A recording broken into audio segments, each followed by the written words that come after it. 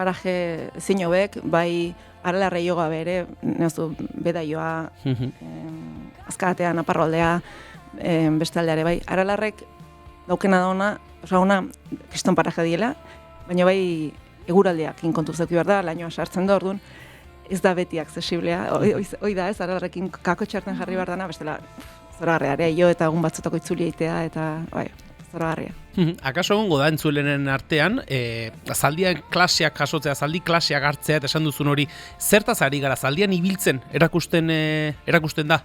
Bai, gertatzen da hori asko simplifikatzea da, ez? Ba, zalditegi normaletan hori egiten da, biziketa da bezala, jarri zaldi gainen, igual dit, beldurrez zauden, ez zauden beldurrez, venga, oain hauin bestein, da jazta, baina ni pixkatara eta goman unen, dena ez, ja hortiken hasi nintzen baitare jendea kontutan hartzen, eta baitare izan lan pertsonal bat jendea laguntzeko, eta aurrena jo baino lehen zaldita, beti esplikatzen dut zaldi baten nola pentsatzen duen, nola komunikatzen den zaldi artean gurekin, eta zuk ikastea bere gorputz espresioa irakurtzen, lasaiago sartzeko, ze beldur asko dauzkegu, eta Hollywoodak min asko indu.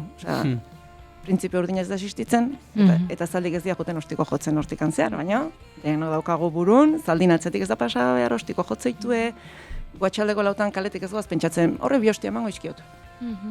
Ze komentario txoroa, berai ere itzai okurritzen. Abera durna atzetik pasatzen, ostikoa jotze joten. Ez dute hori pentsatzen, baina hori daukagu harron. Ez jakintasunak, ez da, hain deskonetatuta daude animalitik, naturatiken. Horlako gauzak sartzeizkigua, eta beldurrez gauzita gaude.